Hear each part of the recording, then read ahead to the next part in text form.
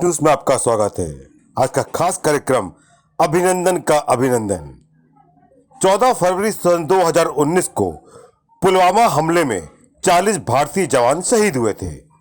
भारतीय सैनिकों के शौर्य और उनके अदम्य साहस से सीधे टकराने की हिम्मत किसी में नहीं है।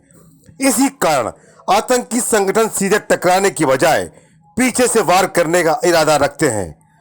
पुलवामा में सीआरपीएफ जवानों को ऐसे ही निशाना बनाया गया था, लेकिन भारत ने अपने सैनिकों की शहादत का बदला हवाई हमले से लिया। बदले की इस कार्रवाई में हमारे जाबाज अभिनंदन शौर्य के प्रतीक बन गए थे। जी हाँ, पाकिस्तान सांसद का जो कल बयान आया है, जिसमें कहा गया है कि विंग कमांडर अभिनंदन वर्धमान को रिहा करने के बाद पाकिस्तान भले ही अपनी पीठ थपथपा रहा था, लेकिन उस पल उसके नेताओं की हालत क्या थी, यह वहीं के नेता के बयान से पता चल गया। पाकिस्तान मुस्लिम लीग नवाज यानी PMLN के सांसद अयाज सादिक ने बताया कि अभिनंदन को रिहा करने से पहले हुई शीर्ष स्तर की बैठक में लोगों के पैर कांप रहे थे।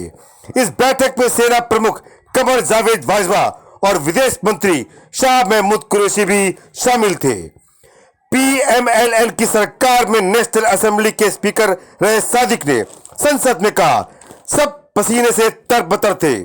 विदेश मंत्री कुरैशी हमसे गुजारिश कर रहे थे कि ऊपर वाले के लिए वर्धमान को अभी वापस कर दो, यानी अभिनंदन को तुरंत भारत को लौटा दो, क्योंकि भारत रात 9 बजे हमले की योजना बना रहा है। सादिक ने बैठक की तारीख नहीं बताई, लेकिन संकेत दिया कि अभिनंदन को रिहा करने से ठीक पहले यह बैठक हुई थी। पुलवामा में 40 भारतीय सैनिकों की शहादत के बाद भारत ने पाकिस्तान को सबक सिखाने को ठानी। इसके ठीक 13वें दिन भारत ने 26 फरवरी सन 2019 को भारतीय वायुसेना के 12 मिराज 2000 लड़ाकू विमानों ने नियंत्रण रेखा के पार जाकर बालाकोट में जैश ए मोहम्मद के आतंकी शिविरों को नष्ट कर दिया, जिसमें बड़ी संख्या में आतंकी मारे गए। पाकिस्तान जब तक कुछ समझता, तब तक भारतीय लड़ाकू विमान अपने काम को बखूबी अंजाम देकर सकुशल भारत लौट चुके थे। पाकिस्तान के लिए भारतीय विमानों को घुस आना और आतंकी कैंपों को नेस्तनाबूद करके भारतीय सीमा में चले जाने से पाकिस्तान की बहुत किरकिरी हुई थी, जिसे कम करने के लिए पाकिस्तानी हुक्मरानों ने और सेना ने अत्याधुनिक F-16 लड़ाकू विमानों से 27 फरवरी को मोर्चा खोला था। हमारे जाबाज दुश्मन के बीच भी निडर रहे। जी हाँ, हम बात कर रहे हैं अभिनंदन की। अभिनंदन गुलाम कश्मीर में उतरने के बाद भी बेखौफ थे। वे सिर्फ 60 घंटे ही हिरासत में रहे। इस दौरान भारतीय सैन्य आक्रामकता और वैश्विक दबाव के चलते पाकिस्तान को झुकना पड़ा और अभिनंदन को ससम्मान भारत को लौटाना पड़ा। 1 मार्च को उन्हें बाघा बॉर्डर पर BSF को सौंप दिया गया था। पाकिस्तान ने अभिनंदन से पूछताछ भी की थी। उस वक्त भी देश का यह सैनिक बेहद निडर था और जिसकी तस्दीक सामने आए वीडियो करते भी हैं। हमारे जाबाज अभिनंदन ने पाकिस्तान लड़ाकू विमानों को भारत की ओर बढ़ता देखकर हमारे जाबाज विंग कमांडर अभिनंदन वर्धमान ने अपने MiG-21 बाइसन से उन्हें ललकारा। इस दौरान डॉग फाइट में अभिनंदन ने F-16 जैसे आधुनिक विमान को अपने MiG-21 बाइसन से मार गिराया था। इस दौरान उनका विमान दुर्घटनाग्रस्त हो गया और वे गुलाम कश्मीर के क्षेत्र में चले गए थे।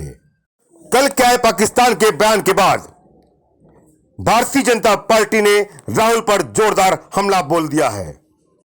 बालाकोट एयर स्ट्राइक और विंग कमांडर अभिनंदन की रिहाई से पहले पाकिस्तान के विदेश मंत्री और सेना प्रमुख के अंदर भारत से दहशत की बात उजागर होने के बाद भारतीय जनता पार्टी ने सीधे तौर पर कांग्रेस और राहुल गांधी को कटघरे में खड़ा कर दिया।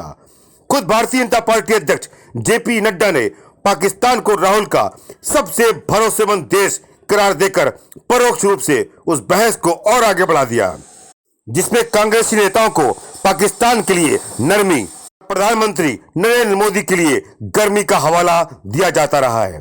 पाकिस्तानी नेताओं की स्वीकृति के बाद जहां कांग्रेस में चुप भी है, वहीं नड्डा ने आरोप लगाया कांग्रेस सदैव अपने देश के खिलाफ और सशस्त्र बलों को कमजोर करने की मुहिम में लगी रहती है। टॉस न्यूज अभिनंदन का अभिनंदन करते हुए उन्हें बहुत बहुत धन्यवाद देती है और भारतीय जवानों को शौर्य और सलाम करती है। बने रहिए हमारे साथ द टॉस न्यूज पर। अगर आपको हमारा वीडियो पसंद आया हो तो इसे लाइक, शेयर और सब्सक्राइब करना ना भूलें। धन्यवाद।